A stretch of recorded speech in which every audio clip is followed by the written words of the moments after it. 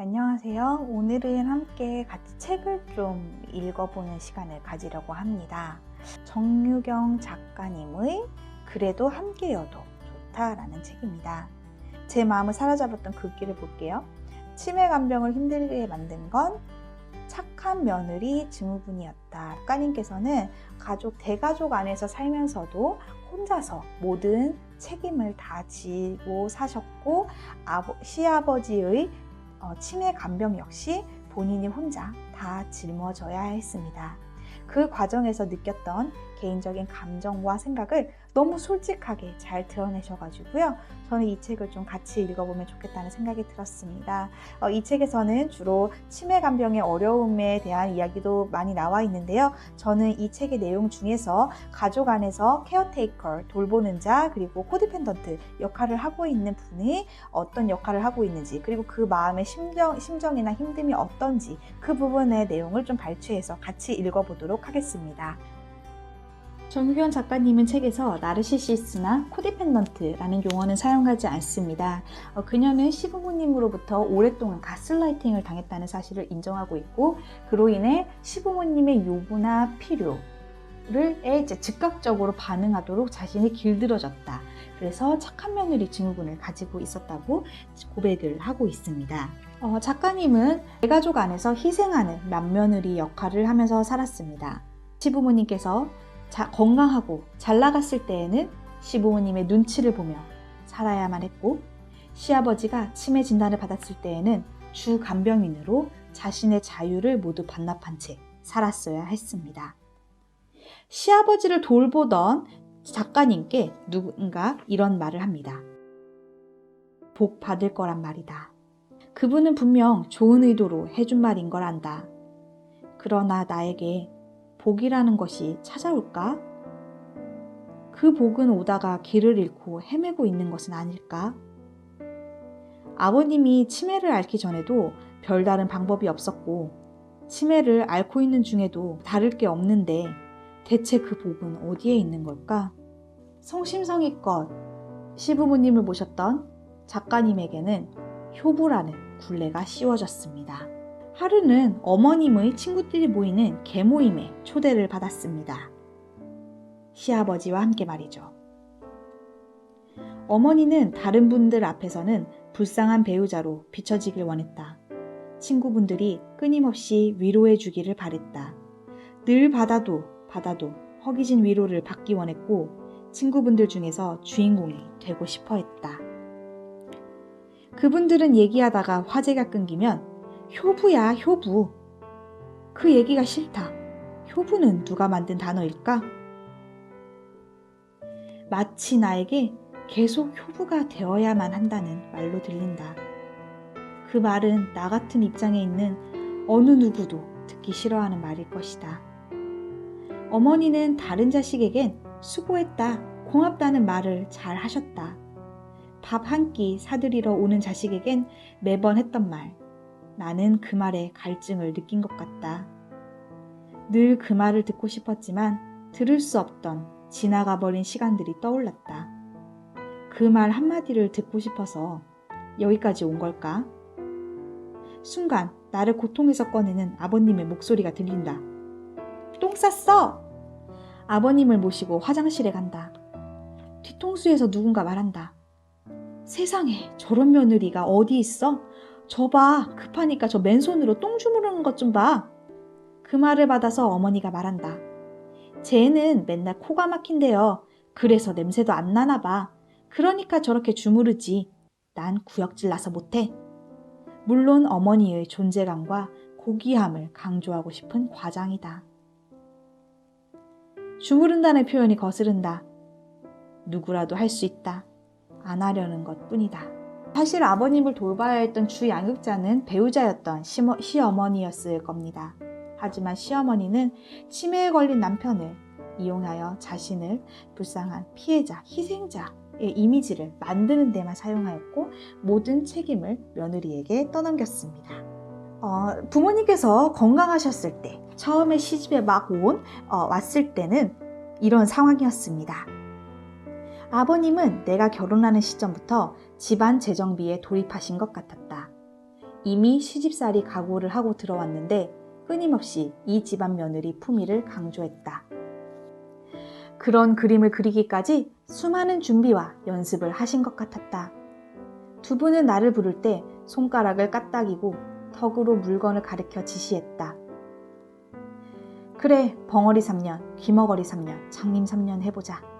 그러다 보면 나도 자식처럼 예뻐해 주시겠지 생각했고 두 분의 말씀은 곧 하늘의 말씀으로 그리고 더욱더 착하고 속 깊고 지혜로운 며느리가 되기 위해 스스로를 채찍질했다. 거친 행동과 말투는 나의 진심을 테스트하기 위해 그런 거라였고 또 무언가 깊은 가르침일 거란 생각에 존경으로 성심껏 모시면 언젠가 인정받을 것이라고 생각했다. 그 날이 언제가 될지는 모르지만 테스트가 끝나면 그때는 가족으로 인정받게 될 것이라고 생각했다. 그러다 가끔 내가 뭐가 부족해서?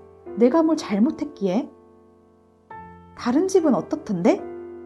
그러나 인내심을 키우는 게 덕을 쌓는 것이라 생각했다.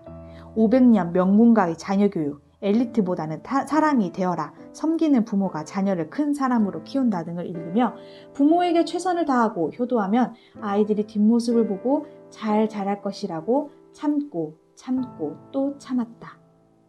한 해, 두 해, 노력은 하면 할수록 내 위치는 아래로 낮아졌고 섬기면 섬길수록 형제들 앞에 나는 더욱 하찮아졌으며 내가 해야 하는 일의 가짓수와 그 영역은 넓어지기만 했다. 혈육 중에서 이모나 여자 형제 없이 자란 난 조언을 들을 수도 비교 대상도 없었고 어리석고 무지했다. 부유하게 자유를 누리고 사업을 하면서 승승장구하면서 살고 있는 부모와 형제들과 자유 없고 경제적으로도 쪼들리고 힘들게 얽매여서 사는 자신 사이의 괴리감을 발견하게 됩니다. 그녀는 비로소 자신의 과거를 객관적으로 바라보고 돌아볼 수 있게 되었습니다. 두 분은 알츠하이머 말고는 두 분이 그림 그렸던 것처럼 우리의 날개를 꺾어 놓으면 당신들의 노후가 편할 것으로 생각하신 듯 했다. 나는 이것을 뒤늦게 깨달았다. 내가 경제활동을 하지 않고 부모님의 수족이 되어 오로지 부모님의 안위만을 생각하며 살길 원하신 것이다. 아버님의 모든 대화 주제는 남의 집 며느리에 대한 이야기였고 나는 아버님에 걸맞는 며느리가 되려고 최선을 다했다.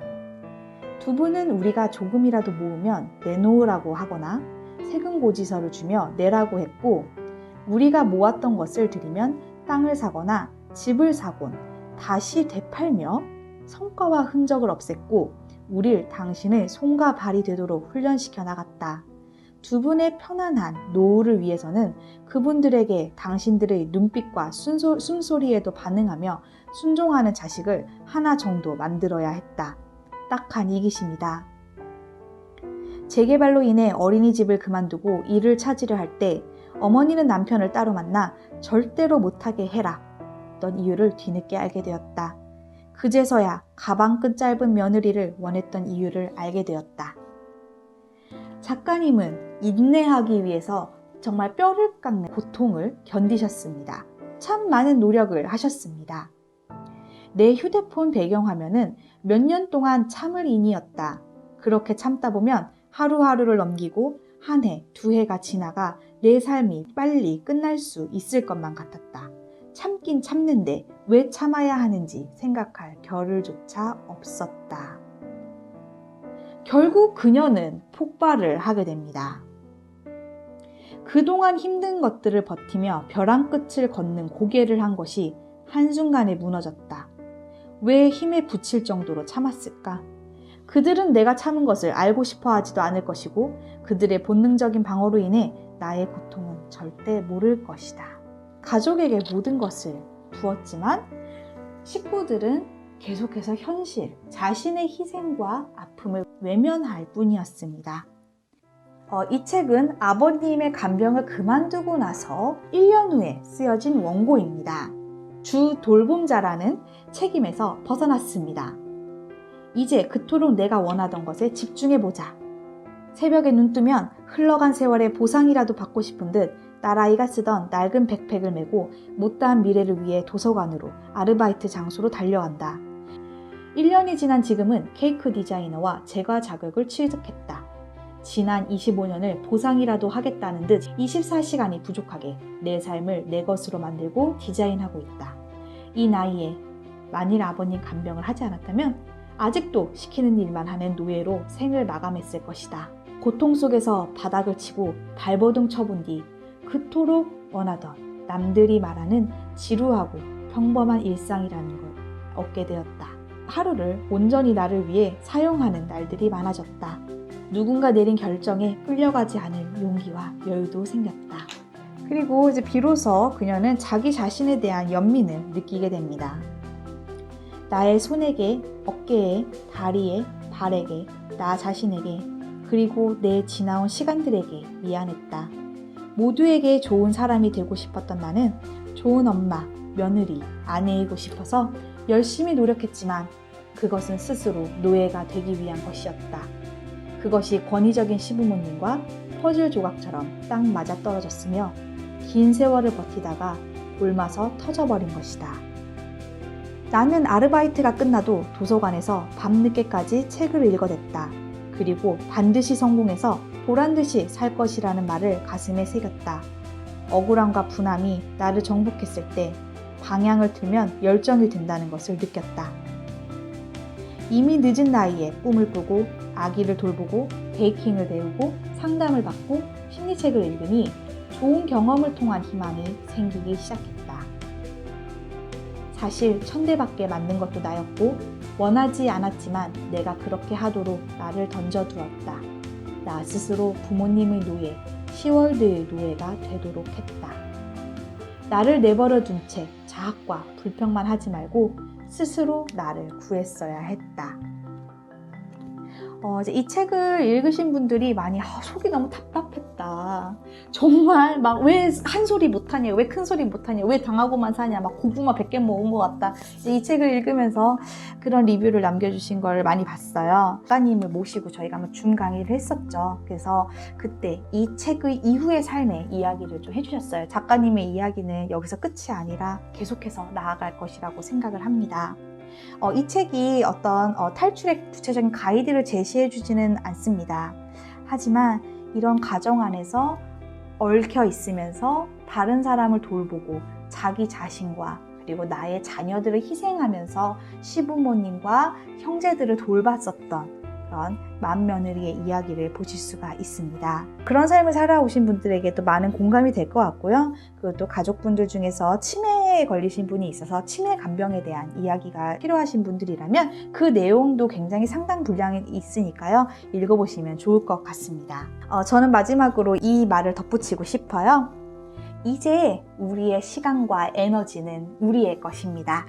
온전히 우리를 위해서 사용하면서 사시면 좋겠습니다. 학대자로부터 벗어난 분들이 이렇게 열정적으로 사는 경우가 참 많은 것 같아요. 하루하루가 새롭고 또 시간 가는 게 너무 아까운 것이죠. 그래서 우리 읽으신 분들이 좀 공감도 많이 받으시고 또한 작가님처럼 정말 으쌰으쌰 힘내서 또 새로운 미래를 개척하면서 사셨으면 좋겠습니다. 끝까지 들어주셔서 감사합니다.